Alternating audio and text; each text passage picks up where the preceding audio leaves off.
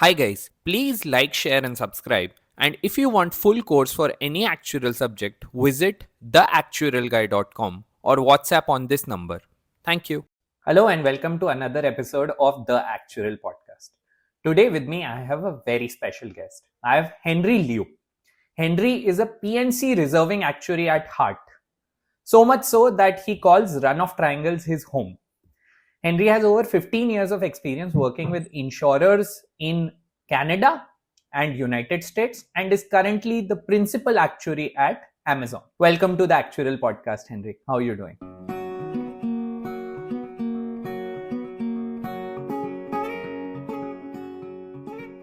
I'm doing well. Thank you for the invitation. So, Henry, one of the reasons your profile stood out to me and why I reached to you is because you are an actuary at Amazon. So, let's just get this out of the way first. What business does Amazon have hiring actuaries? Yeah, so Amazon, even though it's a big tech company, it also has a very substantial brick and mortar presence in terms of, particularly in the fulfillment space, right? We have hundreds of warehouses across the world. We have hundreds and thousands of vehicles, millions of vehicles actually, that are hauling goods for us and they're delivering goods for us. So also a couple million workers helping us, making sure that those the fulfillment operation is carried out smoothly. So all of that, real life brick and mortar presence have unfortunately have chances to have accidents, whether on the road or within the warehouse, slip and falls, things like that. So all of that insurance exposure, claim exposure need to be covered, need to be managed, need to be financially accounted for. So Amazon has a very robust risk management organization that looks to self-insure where it makes sense and look for the best possible coverage options out there in the marketplace. So as actuaries at Amazon, at least my team is focused on making sure that we help the risk management organization put financial quantification, forecast, pricing, rates and loss costs out there for our entire portfolio to make sure everything is properly accounted for and properly budgeted for.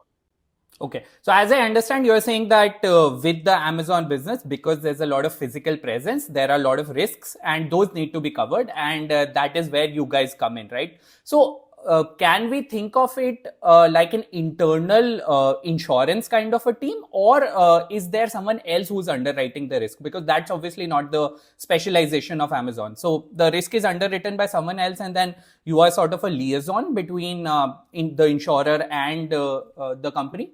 Is that how that works? So we try to look for the best risk management mechanism for each line of business, each program, and even within individual programs, right? We have different arrangements, right? So we retain some risks internally, whether that's directly or through the captive. And we also have risks that we, transfer away, meaning have someone else, underwrite it for us. So my team helps with both ends of that equation. There's actually other actuaries working at Amazon too, outside of my team.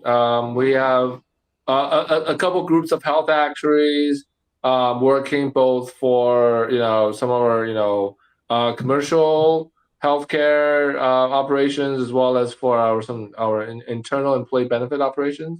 We also have some product actuaries working on some of our affinity programs to help with our broad network of small business owners that do business with Amazon to make sure that they have the right coverage in order to conduct their business. So there are, I know earlier on I kind of gave you an overview of what I'm involved in, but outside of my team, there's actually more than just a single team of actuaries at Amazon. So my organization is more involved with managing the corporate PNC exposures, and then there are other different insurance exposures that kind of span the globe for us across multiple different areas.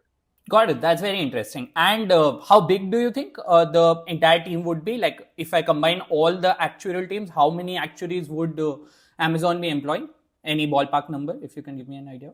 Yeah, I think we add everybody up. We're getting up close to getting close to 20 people. And that's just the employees, obviously. Providing actual services for us. We also have just many teams of consultants as well, in various segments where to kind of facilitate where the internal team is short on bandwidth. So employees coming on 20, consultants, many. Okay, got it. Understood.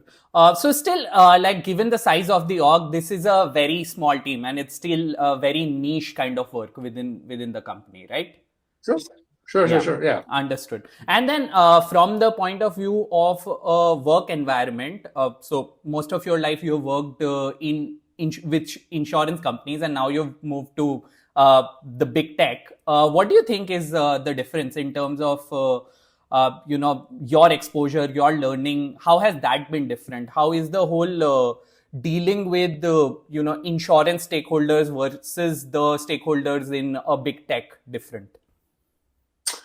Yeah, so I'll definitely say, actuaries, even within insurance companies, the actuarial function is a bit of a black box, right? When you are, we're a bit of, I think often misunderstood, even within insurance companies, or certainly within a non-insurance company, everything the actuaries have to do in order to make the actual estimate reasonable, or there are just a lot of knowledge gaps, I would say, that everybody that you're working with isn't as familiar with, so being able to bridge that gap in very succinct ways, in ways that make people feel like you're not trying to complicate the problem, you're trying to solve the problem, and then also helping people really be able to kind of reasonability check any number that you have without having to go through your entire actual methodology, right? Because with an insurance company, you always have other actuaries who can check your work, and a lot of times that it's a fairly self-sustained exercise.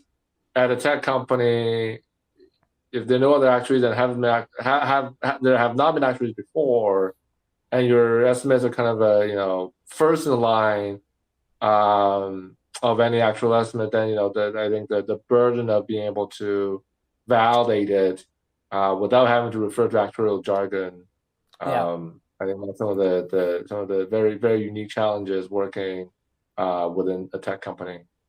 Got it. Understood. So how long has this entire actuarial operation of Amazon been? Because from what you say, I got the sense that this is fairly recent, that Amazon has taken all of these work streams in-house.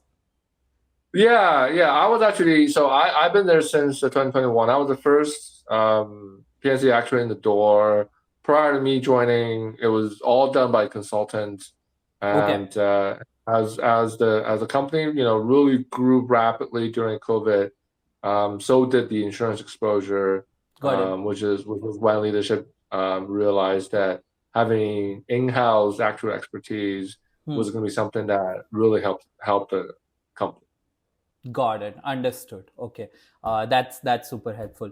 All right. So now that we understand like what you broadly do and why Amazon has actuaries, I would like to understand about what motivated you to reach where you are. What are the factors that contributed towards it? So I want to get into delve a bit into your early life, right? So what was your original motivation for starting actuarial science? Like, how geeky were you? And ultimately, like, how has that motivation changed over time, right? Like, what were the things that drove you early on, and then what is it that you derive the most joy out of right now? Yeah, definitely a huge nerd when I was in school, and actually I learned about the profession at math camp.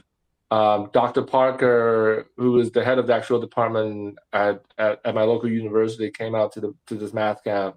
We're gonna talk about, like, future career opportunities for people, math kids, um, and that was, actually was one of them. So that just kind of where things started for me. So that I went to Dr. Parker's department to get my undergrad, and then afterwards I was able to get an internship at our local auto insurance company, and that's where I started my career. So yeah, I mean, the story sounds made up, right? Like an Asian kid goes to math camp and learns about actuarial science, but that's that. Yeah, I mean, it's can't really make that up.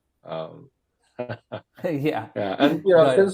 since then, I mean, I would just say, just trying to kind of grow as a professional, right? Uh, I think the technical part of the job, um, I would say, like that's all, like that's kind of a given once you're a couple years into the career. Right. Um, and then it's just a matter of looking for opportunities to improve myself as just a general professional, being able to have executive level conversations and influence broader strategy, and be able to try to make a real impact on the company.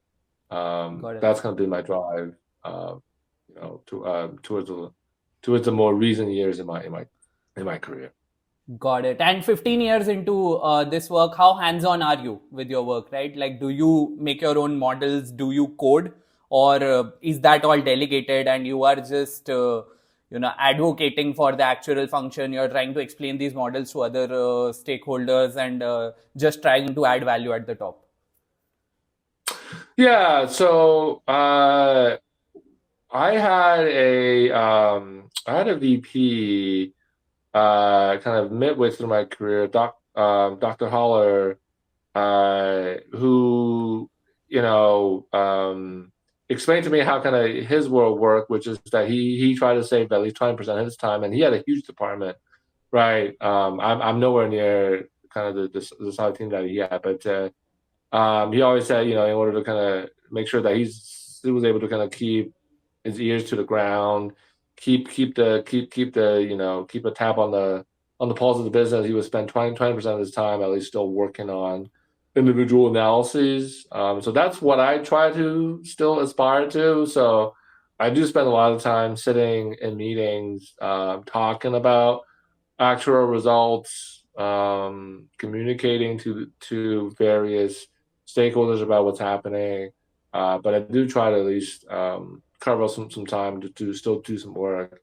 And I do run a Python shop. We try to do everything in Python.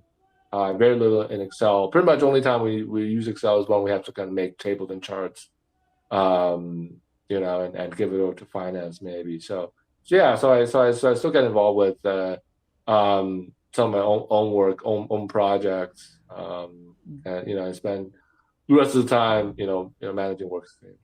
Got it, got it. From your answer, I got a sense that it's hard to resist to get hands-on and to, get that joy which comes from building models and coding, right? Is that difficult to resist? So I mean, I think part of it is also I think at least I as a middle manager, I believe one of my primary functions within any company is still to coach and develop younger talent, right? People that are still going through the Yeah. exam process, analysts that are early on in their career, and I've always felt like when I was analyst, I could connect more with managers who were a little more hands-on.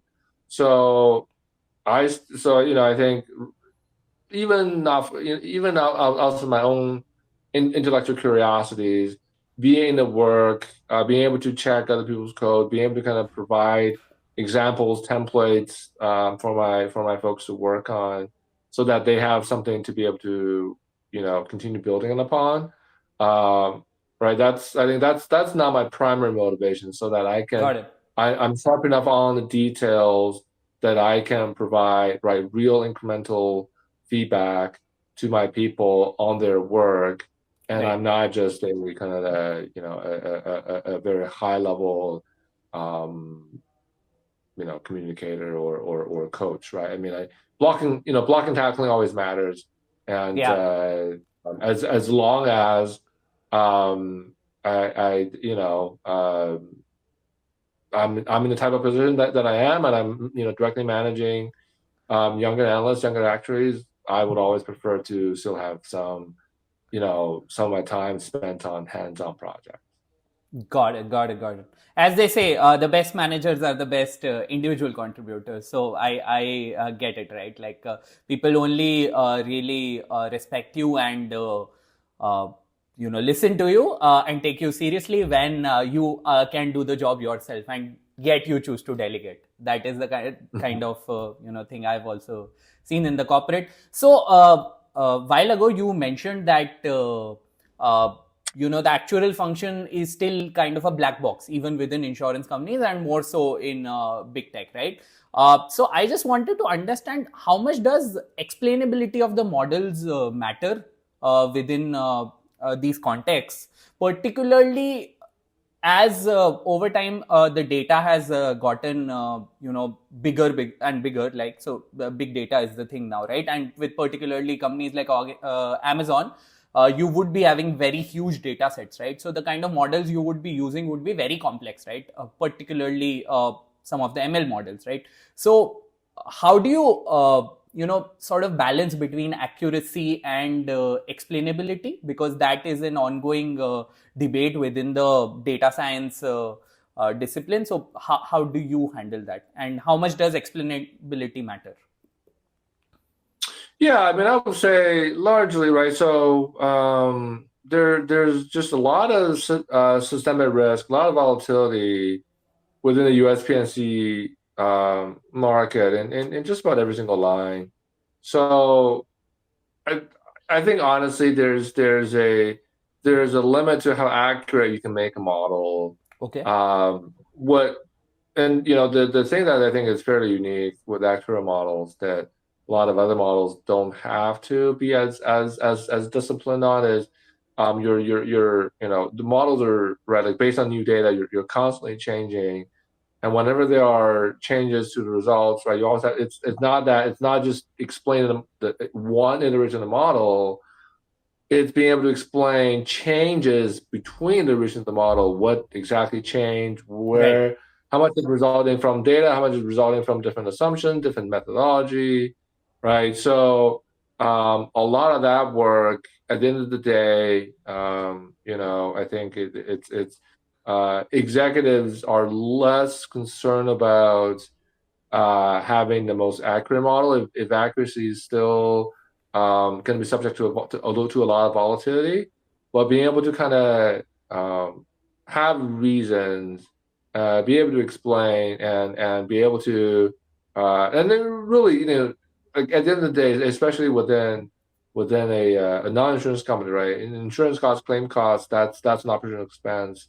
The goal for everything that we're trying to do ultimately is to be able to pinpoint the most uh, kind of the most prevalent, either safety gaps or procedural gaps within our operation that is resulting in all these different types of losses. So explainability, in the sense that how can I help? It leads the broader risk management org to be able to kind of plug up those policy holes or procedural holes, or driver hiring, or product selection mechanisms. I think that's really the key. It becomes less about the explainability ultimately is more focused on trying to get to the root cause, right? So in a way, it's almost like you're looking for like a causal analysis, almost, even though it's Right. the exact modeling is still more of a correlation analysis. But the intent, the right, is looking for that defect, looking for what we can do to reduce the claim cost next time. Got it. Understood. So you mentioned that what your team does is that you analyze and manage the risk within the organization, and then some of it is outsourced. That is, you would buy products to cover for it, and some of it is handled internally, right? So how does that decision happen at a very basic level? If you can help me understand that, what kind of risk would you sort of outsource, and what would you choose to keep internally?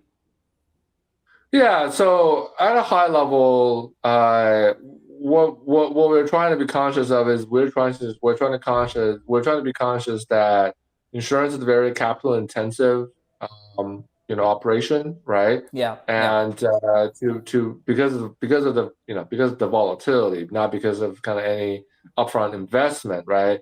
But any capital that we would be required to kind of set aside to retain risk internally is going to go against what the company can do through its other retail or AWS or other AI ventures that we have, right? So a lot of this is comes back to kind of how we look at capital and how we how we think about cost of risk, really the opportunity cost of volatility of holding on to retention, and whether even if even if the premium efficiency of a particular external policy isn't particularly favorable, but it helps release captive capital that we're going to use to then run other operations and to build more data centers and to invest in other bets that the company has. That's really how we try to make the decision. Obviously market condition, different companies underwriting appetite, that kind of those are very often surprising things that we have to account for, often last minute.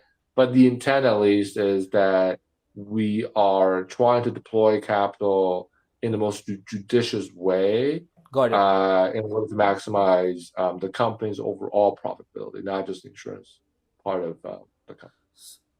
Understood. So again, this was at a very fairly technical level, right? So I just wanted to understand this through an example, right? If you can take an example and try and explain like how, let's say there is a particular risk, under what market conditions and under what considerations would you decide to outsource it versus retain it internally, and how does the whole opportunity cost angle count into keeping it internal?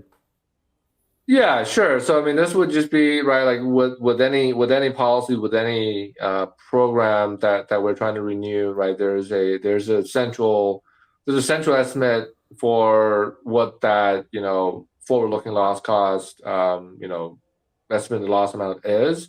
There's also a volatility estimate, right? So we run the volatility estimate through our capital model to understand what would be the amount of capital required based on our internal guidelines to retain that piece, and then we would hit that up with the with our cost of capital model to understand, okay, this is the amount of margin that to retain internally it would be required, and then we compare that to external quotes that we have and see, hey, is this a good opportunity for us to retain because it's too expensive externally, or hey, is the volatility relatively small, but the cost of capital, because the opportunity cost, right, is relatively large, and therefore it's better to place it external. So it's just that trade-off between the expected sort of cost associated with it and the volatility. Is that it? But it's a trade-off between keeping that volatility versus paying someone else to keep that volatility, right? Yeah, got it. Obviously, if there are deals where the quotes that we're getting are below our central estimate, I mean that's a no-brainer, right? But if it's a Yeah. deal where the quote is above our central estimate, then it's a matter of okay, what is that implied cost of capital that for the for us to be able to keep this versus cede it away, and then we try to make we try to approach that with a cost of capital framework to be able to come to at least a consistent recommendation. Obviously, what gets in the way of that a lot of times is insurance companies. There's a way we manage it as well, right? Like everything is kind of on a portfolio level. Everybody's trying to diversify. Yeah. So for us to look at a program specifically, and obviously if we retain too much of it, right? Like if we retain too much property versus casualty, right? Like it kind of puts some imbalance on the diversification benefit. So, and that's the same with our carrier partners. However they do their account level volatility on their end. Sometimes, right? Like in order for them to pick up to offer us, I think attractive pricing on one program, it requires to kind of give a little bit more on a different program, and so we do also look at those scenarios and understand that hey, if we're just modeling program by program or for the entire layer, there's always going to be these corner cases that we're not accounting for. So if the risk manager wants to override the recommendation, they have the authority to do so. Got it. Understood.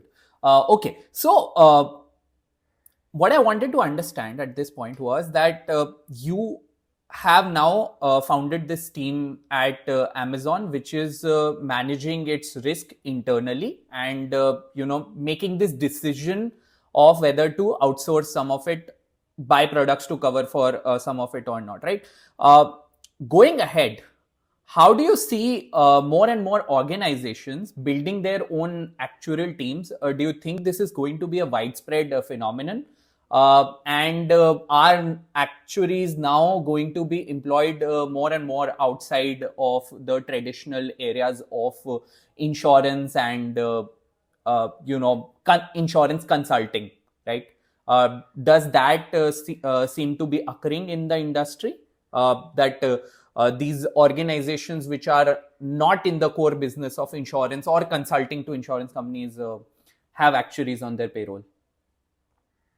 Yeah, I think it's going to be a cycle. I would say in general, like risk management as a function is definitely on the upswing. I mean, if any type of industry article that you might read about, for example, the captive world, right? Which the captive world is basically big companies taking retention for some of their insurance risks. The captive market has always been growing, right? So and with that along comes with you need actuary, you need consulting firm to do that. So I'll definitely say that being a risk management professional with captive experience will help you land in roles at a lot of these non insurance companies. So I think within Silicon Valley, right, like Uber started hiring. I think Uber still has the biggest actuarial team, right? Because all of their on-the-ground operation and all the insurance that comes with that. So,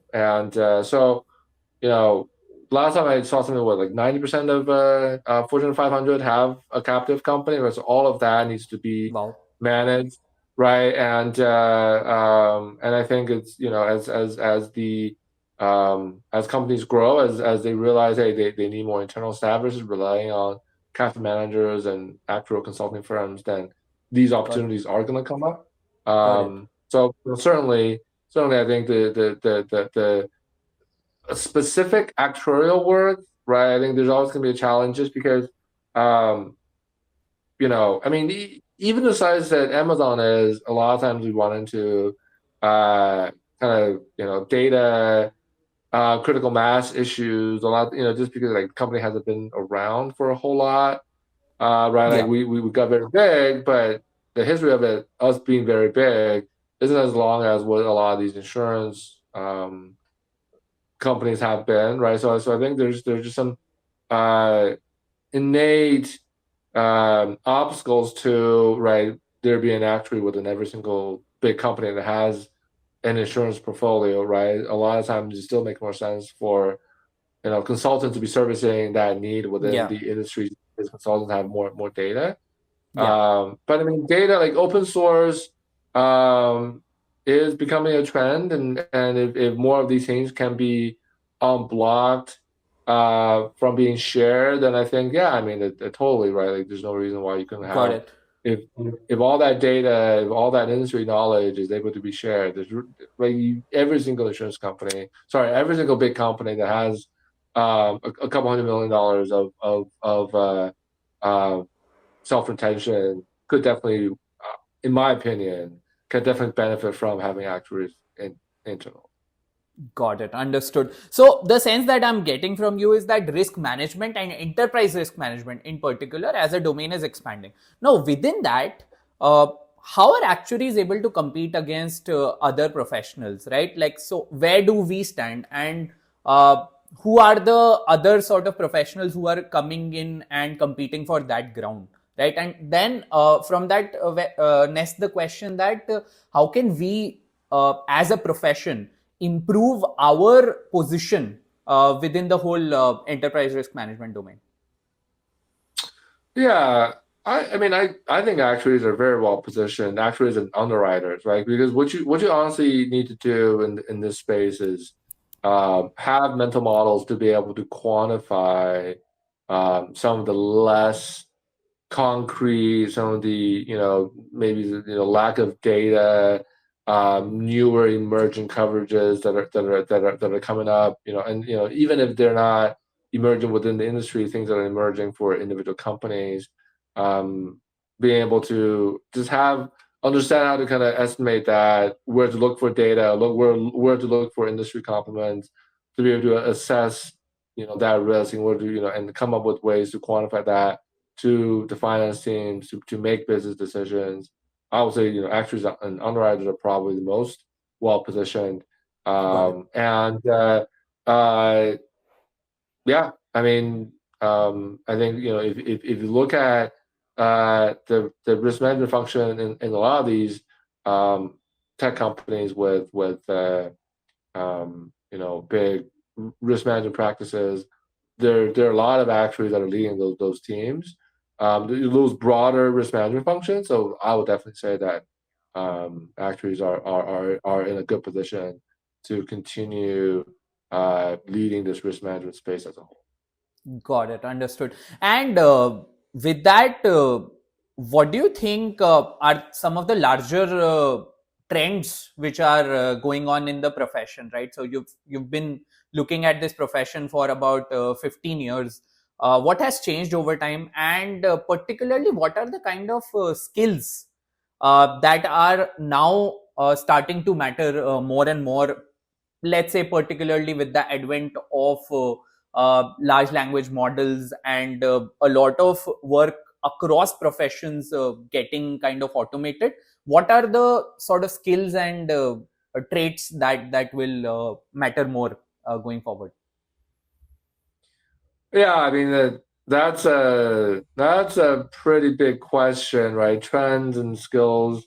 I mean, I'll definitely say that just as I look at different people, like different resumes, definitely notice that, right, people that are more fresh out of school tend to have more tech capabilities. I Okay. think those are being added to various undergrad curriculums with more rigor and more frequency. Mhm.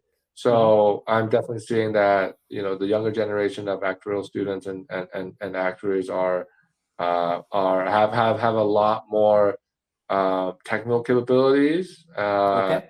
From that point on, I think the having good quality data to be able to come up with good quality models and have good quality results. I think that remains a struggle. I know actuaries struggle with it. Every single actuary that you talk to, the biggest gripe is always going to be data, and that doesn't really change it wherever. And I think with the advent of AI and machine learning, AI, all of that fanciness, right? I think it is becoming more and more commonly understood that the better data you have, the better your model will be. Right. So I think I would think that there's definitely more data that actuaries can play with now. That's definitely in the in the personal insurance space, right? You have telematics you can put on people's cars. There's smart things, smart home sensors you can have in people's homes. But then within the commercial space, right? There's obviously smart, property management, technology, as well as wearables that people can use to track kind of lifting habits, things like that. So I would definitely say that as be understanding what are all these peripheral data that can tell you more about the risk that you're either insuring for the company or insuring for somebody else. Then that's a skill set that will always be in demand. Being able to make sense of the data, being able to know how to make that data bring value, and then be able to kind of at least. I mean, I wouldn't say that actuaries need to be able to execute, full end-to-end the deployment of models to be able to have value, right?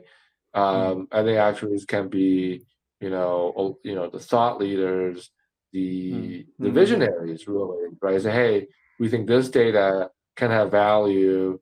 Help build out, a proof of concept, and then let the engineers, the MLOps folks that have more robust deployment experience expand upon those proofs of concepts, right? So I would say, right, like understanding data, understanding and keeping your eye out for these new and innovative ways where signals can be gathered. That's probably the biggest trend going forward, and the most valuable skill that somebody coming into this career can have. Got it. Understood. Understood.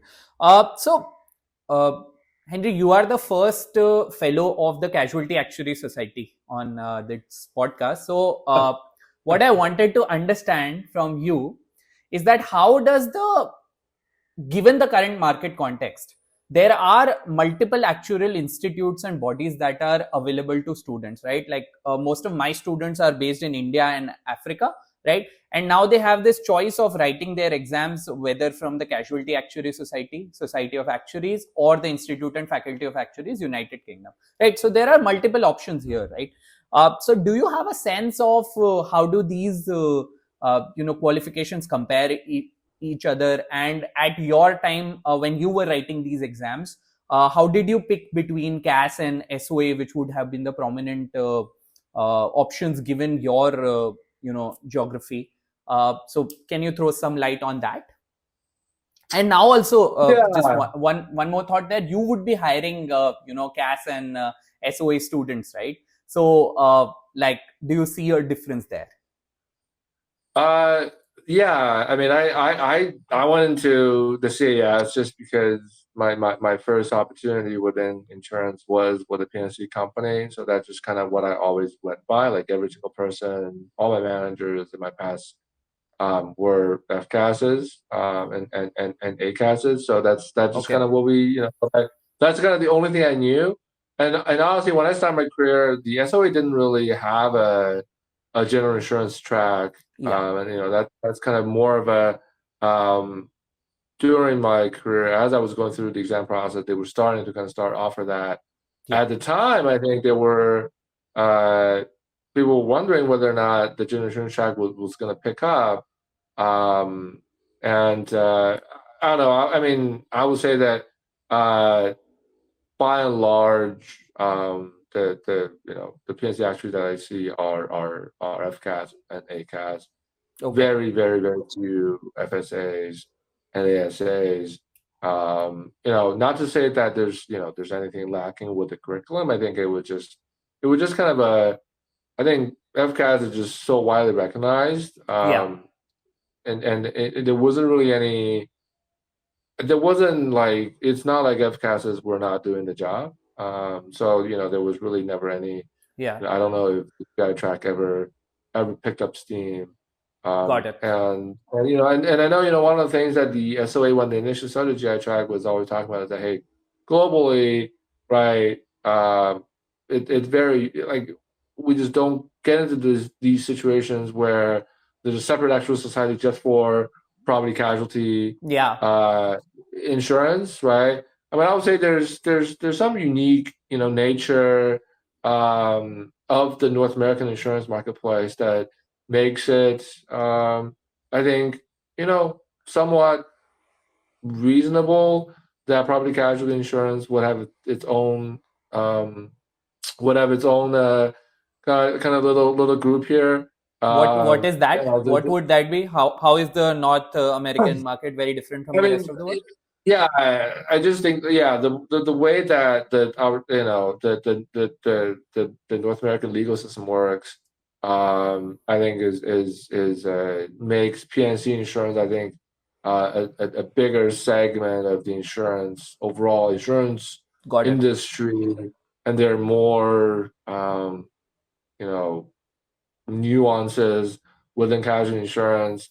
Got it. Uh, some of that, have to do with the fact that both the U.S. and Canada, most of Canada practices case law, Hmm. and within the U.S., there's the way that liability works.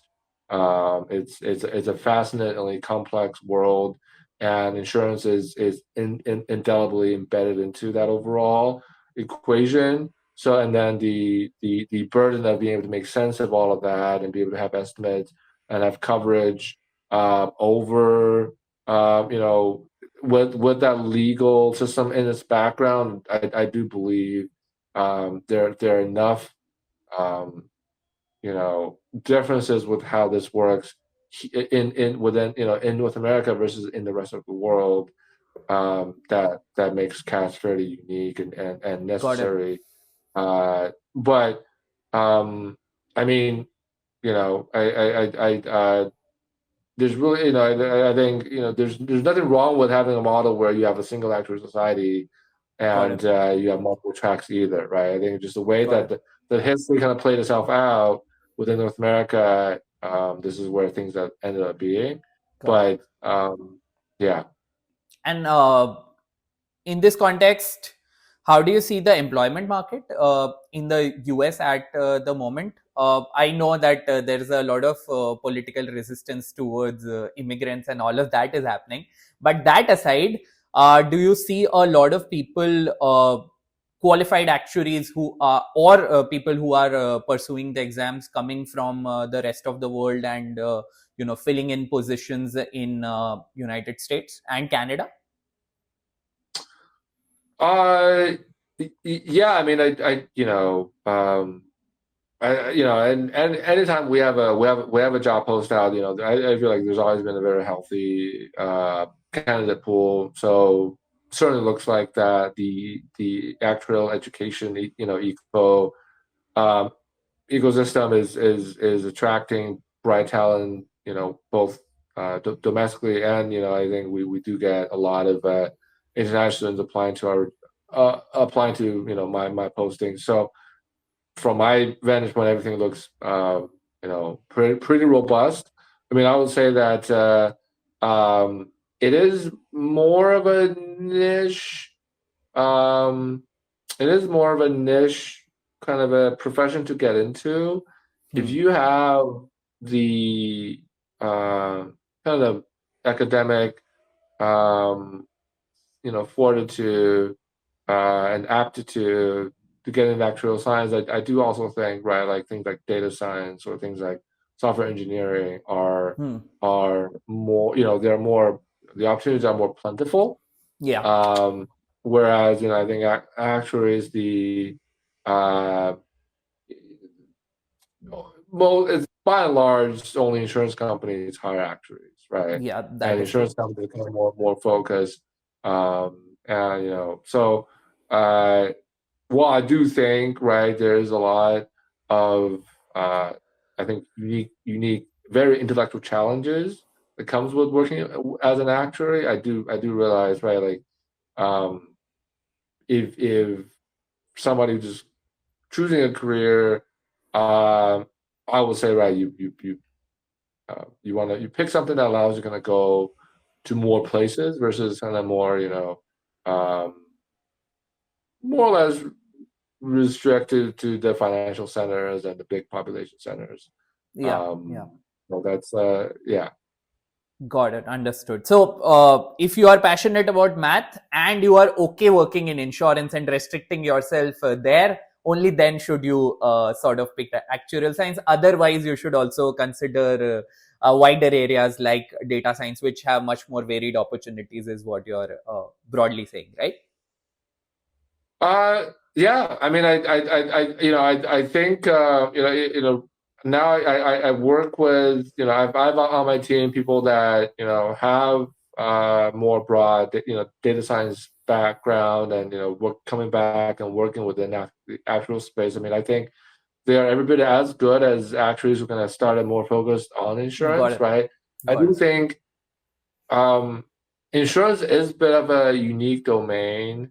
Definitely, if you want to kind of venture into this domain, I think it requires a certain amount of dedication, and I'm not just talking about the exam track, right? I'm talking about just in general, like learning everything that kind of makes the insurance wheel spin. Takes Hmm. time. Yeah. But I would say honestly, right? That's true of any domain. Hmm. And I would say the most successful professionals, the most impactful, productive professionals that I have the chance of working with, regardless of the domain, they're always the ones that are putting the most time to understand their domain, and Got it. they're coming to the table not just with the technical knowledge, but with the domain knowledge as well. Hmm. So I do believe somebody who once you get a strong technical foundation, focus time on learning the domain and find a domain that you enjoy and really excel within that domain. I think becomes a lot easier. Got it. Understood. Yeah, that makes a lot of sense. So what I want to understand from you next is that there is a lot of buzz around large language models at the moment, Sure. right? How has that impacted and contributed to your work? What are the kind of tasks that you see that you are personally able to get done faster with large language models, you and your team? And also within the Amazon ecosystem, how have things changed for you in terms of access to these tools? Yeah. So definitely, I feel like working at Amazon, we're blessed to be able to have early access to all these wonderful models through our AWS platform. So, we have never had to worry about getting access or, training cost or only limited to like a very small number of models. So that's definitely been a plus. So I think experimentation is always encouraged internally, right? And um, from uh, I think we've done, my team has done work leveraging LLMs to really assist with some of the general, operational things around insurance, not necessarily the actuarial. work. Because a lot of the actuarial work ultimately, I think the mathematical models, especially when the data is pretty thin, getting the large language models to build out some of those models, like the trial and error just kind of not really worth when we already have existing model that we can just plug data into.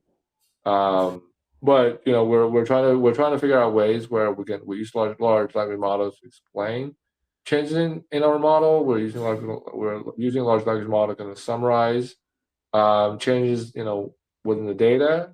So and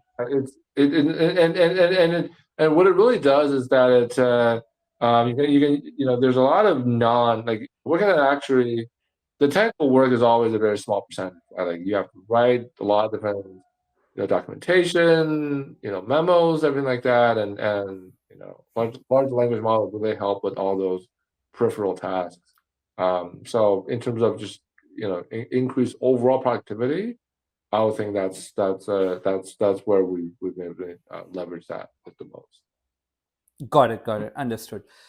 All right, Henry, it's been great speaking with you. I think this session has been like a loaded learning for me, and I'm sure it's going to be the same way for the audience and young actuarial aspirants. As last thoughts, what would be your advice to young actuarial aspirants who are just starting out and are looking to build a career in this space? What would you tell aspirants today, or what would you tell Henry from 15 years ago? What would that advice be?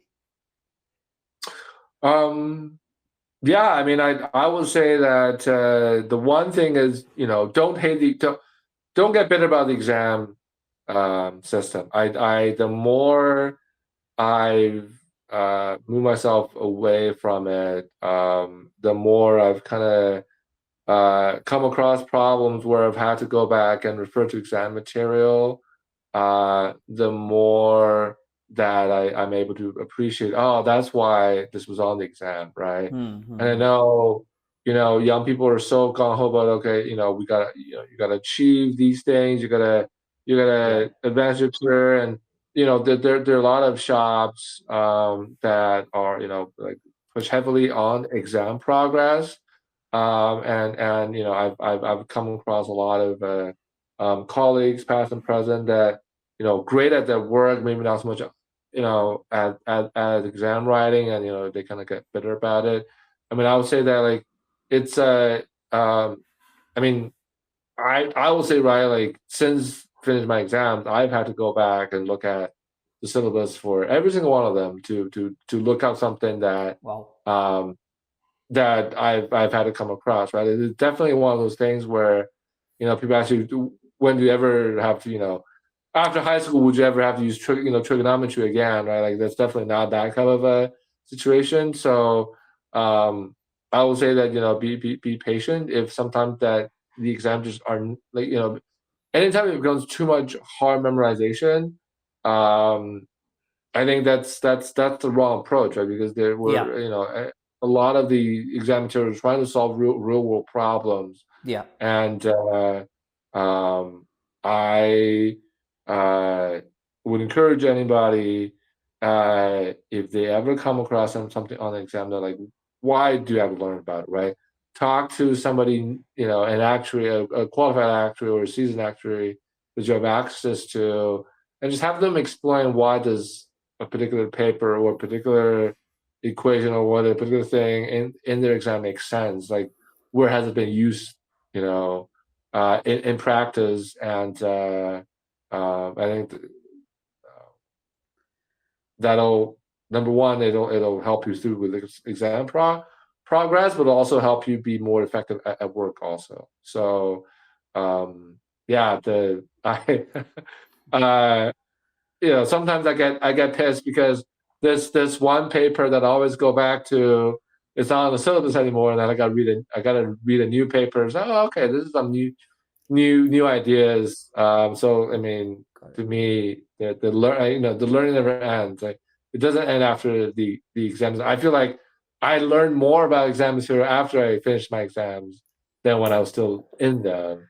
So I will Got it. certainly encourage anybody who's going through that and struggling through it to just take a step back, look for opportunity to make sense of some of the exam material. And I think that will give you newfound appreciation and newfound motivation. Got it, got it, got it. That's very interesting. Especially given in the current context, a lot of students just look at exams as boxes to check, right? They're like, I need to get done with this as fast as possible, right? Without really appreciating the beauty of the math that they carry, the kind of mathematical models they carry. And as you said, a lot of these models are applied directly. But a lot of times, even if they are not applied directly, they brush up your mathematical acumen so much that you are able to understand newer models and other things and draw analogies between the two. So in that context, it becomes doubly helpful. So for example, I never worked in a core actuarial role. I always worked in sort of data science kind of roles, right? But even there, I could see that a lot of what I learned in actuarial science, particularly in statistics, contributing directly, and that mathematical acumen to be able to take a business problem, look at it from the lens of mathematics, and then being able to explain it to the stakeholders and finally solve it, that really adds a lot of value, right?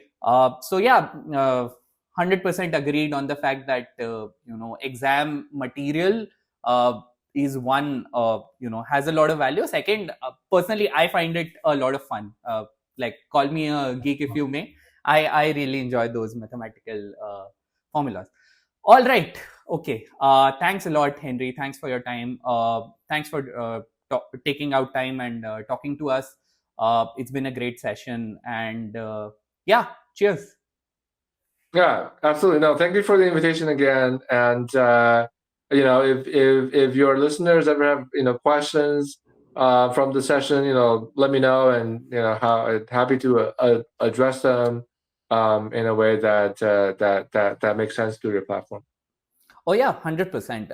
I will share your LinkedIn profile in the description of the video itself, so they can Great. reach out to you directly on LinkedIn. All right. Thank you so much. Great. Thanks a lot, Henry. Cheers. Have a good one. All right. You too. Bye-bye.